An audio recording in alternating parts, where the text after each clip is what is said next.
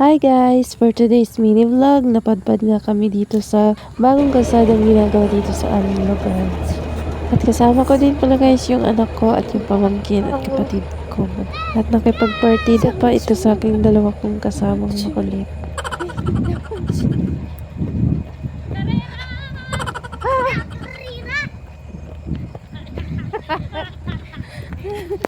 At habang naglalakad kami guys, kapunta kami sa may mga equipment na gumagawa nitong kalsada, kaya napanood na rin kami. Laylay!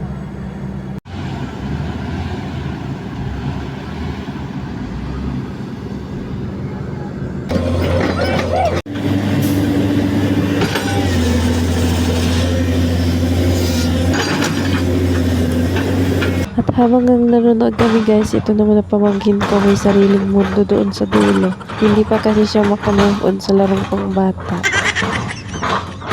Hoy! Hoy! Hanggang dito na lang guys ang aming mini vlog. Thank you for watching!